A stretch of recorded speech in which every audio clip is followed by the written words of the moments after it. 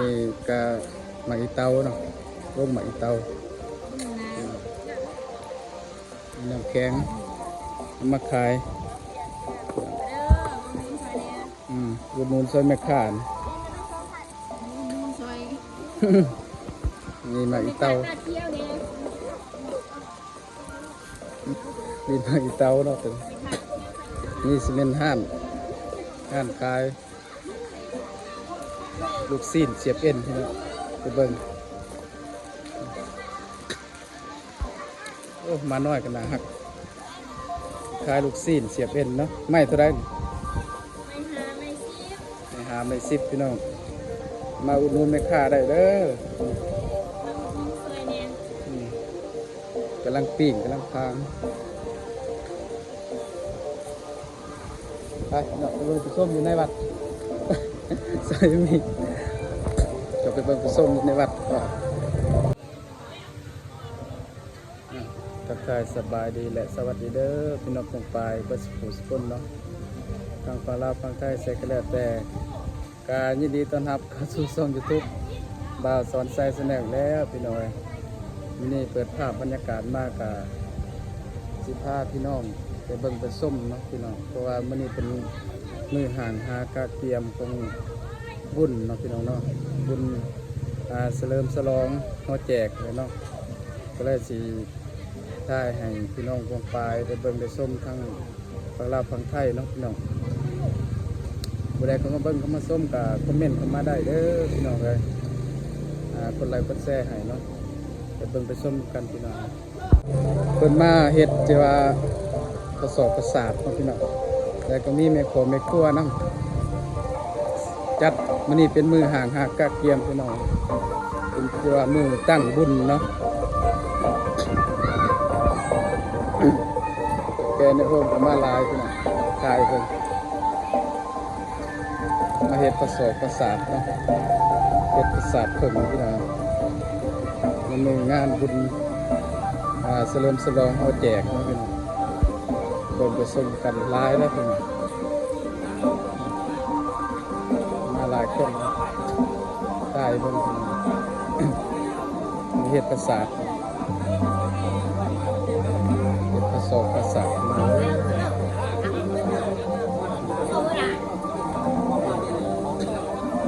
ลายน้องพี่น้องนี่คือแถวแกในโฮมเนาะพี่น้องเนาะเป็นมากเฮ็ดประสอบประสาทลายครูลายคนเนาะมาเฮ็ดซอยกันน้องสามัคคีแม่นบ่ถ่ายเบิ่งบรรยากาศพี่น้องเฮ็ดประสอบประสาทงามเลยนี่พี่น้องประสาทเรียนประสาทนี่เนาะไปตั้งใส่ กองบุญพี่น้องงามลายนะสีมือสีมือของแท้เลยงามนะนี่หน่อยนี่สิขัวยังนอกทางนี้เนาะ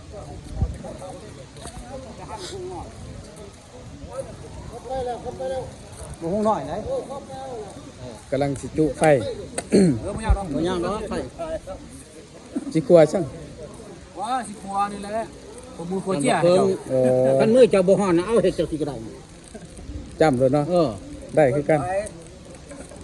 มันบ่งามแล้วเป็นมือจุ่มเนาะกำลังดังไฟพี่น้องบ่คนบ่ฮู้ก็ได้บ่ไฟคนบ่ฮู้แล้ว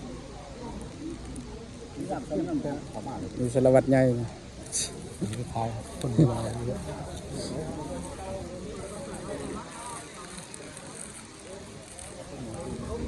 ไปเบิ่งทั้งแม่ครัวแม่ครัวก่อนพี่น้องถ้าไปเบิ่งไปส้มก่อนเกี่ยวพุ่นละเบิ่งว่าแม่ครัวลายบ่ได้เพิ่นสิเฉลิมฉลองเฮาแจกพี่น้องแจกไม้แล้วก็สมโภชพระเนาะพามาเบิ่งทั้งหลังนี่สิแม่นพายยิ่งเนาะพี่น้องเนาะพายยิ่งสารวัตรทั้งพายยิ่งเพิ่นมาเฮ็ดนี่พี่น้อง มิตรขนมแบบเต็มนี่เต็มหลายคนเนาะมีแผนกแม่ครัวพี่น้องมาเบิ่งแผนกแม่ครัวพวกหลายเลยเนาะแม่ตัวแม่ครัวพี่น้องมาเบิ่งเพื่อแม่ครัวเนาะแม่ครัวหลายพี่น้อง ถ่ายนี่ถ่ายยืด น้ำซุปเนาะ น้ำแกงกระปุก น้ำซุปน้ำแกงกระปุ่นหลายคนพี่น้องเนาะสามัคคีเนาะ ไปบอกเขา นี่พี่น้องเป็นที่ระลึกเนาะเพราะว่างานนี่ก็เป็นงานใหญ่พี่น้องเลยงานใหญ่เฉพาะในวัดในบ้านเนาะเป็นงานใหญ่ที่สุดแล้วพี่น้องเป็นงานที่ว่าสมโพธิพระพุทธรูปเนาะและก็เฉลิมฉลองหัวแจกหลังไม้พี่น้องถ่ายเบิ่งเนาะ เก็บภาพไว้นี่พี่น้องสถานที่เป็นที่ว่าในครัวในครัวเนาะจะดูให้กิน ไปกินมาคั่วมาป้อนชิมไม่เลยอยู่นางยาคันเนี่ยจะมาอะไรเอากัน นี่พี่น้อง ทานนั่นละดิ หลายคนเนาะพี่น้องเนาะอันนี้แผนกทั้งในครัวพี่น้องเป็นเห็ดหลายว่างานที่ว่าเป็นงานใหญ่เนาะพี่น้องข้างหลังนี่แม่นแม่ครัวเนาะพี่น้องเนาะไปเบิ่งเพิ่นสิเริ่มฉลองเขาแจกหลังนี่แหละพี่น้องเขาแจกหลังใหม่จัดงานแบบใหญ่โตเป็นเขาแจกใหญ่ที่สุดนะพี่อยู่ในหมู่บ้านนะพี่น้องเต็มเริ่มฉลองเขาแจกแล้วก็สุขโขทพระเนาะเมื่อแรกนี่ก็สิมีหมอลำไต้พี่น้องหมอลำไต้ก่อนนะ หมอลำไต้พี่น้องเป็นงานใหญ่เนาะในหมู่บ้านนี่พี่น้องเลยจนมาจัดแจงลายเราแก่แนวโฮม ทั้งยิ่งทั้งไส้เนาะในหมู่บ้านพี่น้องเต็มเขาแจกนี่เป็นสารวัตรถ้าแก่แนวโฮมพี่น้องมาถ่ายเบิ่งนะมีครูบาอาจารย์เพิ่นกกำลังประดับประดาเนาะย่องพี่น้องย่องคือว่าสิสมโภชพระพุทธรูปนี่ครับมาแจกเนาะถ่ายเบิ่งพี่น้องนี่กองบุญนะพี่น้องเนาะตั้งกองบุญก็ลายนะพี่น้องถ่ายเบิ่งนะกองบุญพี่น้อง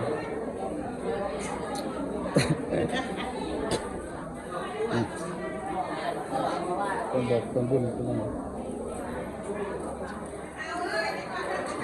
ตัวนี้โน้มร้ายนะพี่น้องเนาะมาเห็ดซอยกันถ่ายเบิ่งบรรยากาศพี่น้องเอ้ยสามัคคีกันเนาะวางในหมู่บ้านพี่น้องตอนนี้เลยเป็นบุญทุกๆกองกันพี่น้องกองบุญกับ1 2 3 4 5กองเนาะกองบุญนี่5กองพี่น้องแล้วก็6 7กองขนาด2เนาะพี่น้องมาเบิ่งมาชมกันกำลังหากระเทียมนี่มันเนาะนี่คือพระรูปนะเป็นที่สมโภชพระพุทธรูปอยู่นี้พี่น้อยนะสมโภชพระพุทธรูปมีขาแพร่เป็นกำลังประดับประดาเนาะตกแต่งจบง่ามกันซอยกันละไม้ละมือนะเงินเบิดได้เรื่องพี่น้องบรรยากาศเนาะเป็นบุญก็ลวงลายพอสมควรเนาะพี่น้องเป็นมาเห็ดประดับประดา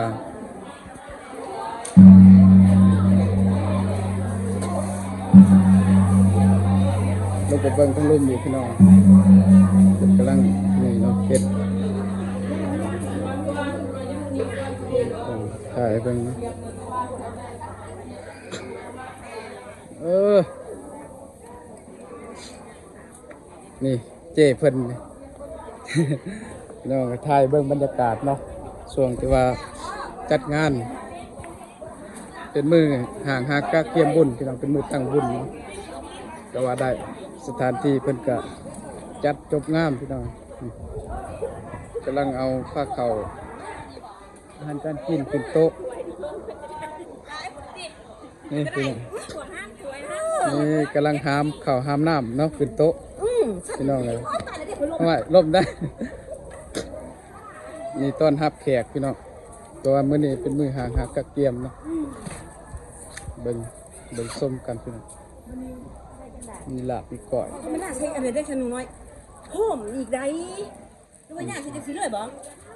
สีหน้างานบัตรนะ งานวัด งานบัตรเฮ็ดสีงานบัตรใช้จักอัน อืม ซองสีมันก็ธรรมดาเป็ด นี่พี่น้อง ใส่เป็ดทุ่งเป็ดทุ่ง ถ่ายเบิ่งกันเลยบรรยากาศนะ งาน กำลัง บัตร เอาอาหาร งานบั ขึ้ ต น ร โต๊ะงานวัดนี่ งานบัตรงานบัตร เป็นมือห่างหากะเกียมพี่น้อยมื้อแรงนี่มีหมอลำใต้ตัวเนาะ แม่บอกเขาได้บ่ หมอลำใต้เด้อมื้อแรงนี่มาเบิ่งนำกันพี่น้อยสอดแจ้งก็ได้ สอดแจงเด้อมื้อแรงปุ๊บไปหันนี่เด้อผู้ใหญ่ๆมันบ่พอผู้ชายหมอลำกลางก็มี หมอลำกลางก็มีเนาะ บ่มีเป็นหมอลำไก่ด้วยหมอลำกลางก็มี บวกสิหมอลำกลางสิกินเหล้าก่อนจะสิบ่เสียว่าใจกินเหล้าเยอะก็ผิดนะเรื่องทางเดียวจะสารของบ้องแล้วกันคำเจ้า พี่น้องสถานที่เพิ่นจัดแจงไว้เนาะจบงามเลยพี่น้องถ่ายเบิ่งให้ส้มพี่น้องเอ้ยบรรยากาศเนาะ กินละห้องหมูนะ